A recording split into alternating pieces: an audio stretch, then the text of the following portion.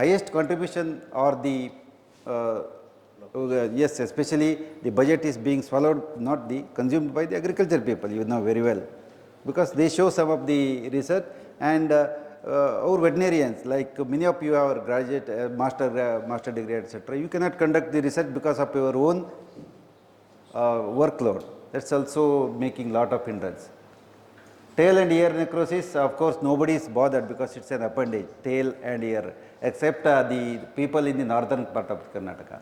And lastly, these are a kit has to be prepared by a veterinarian, which should contain all these things, life-saving drugs, and especially particularly the atropine, diazepam, dexamethasone, sodium thiosulfate, activated charcoal, then sodium citrate for blood transfusion, sodium acid phosphate once again for blood transfusion, thiamine hydrochloride, and approximate cost will be more just 3,500 per year. And you can, if it is not supplied by the department, don't expect that everything need to be supplied from the government, and you can keep these things for the better improvement of the animal. These are available in so many things, especially Vasa Scientific, Bangalore, Sudha Traders. In every district headquarters now the chemical shops have been opened, and you can get most of the chemicals noted here.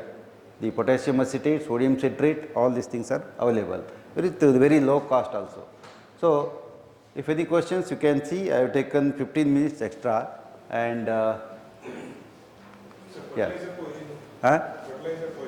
Fertilizer poisoning depends upon type of the fertilizer. Urea is totally different. Urea is a very common poisoning. It causes severe alkalosis. At the same time, it releases lot of ammonia, and the toxicity is due to the ammonia poisoning.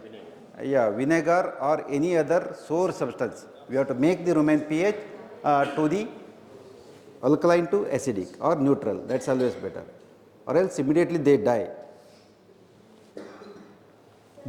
Yeah.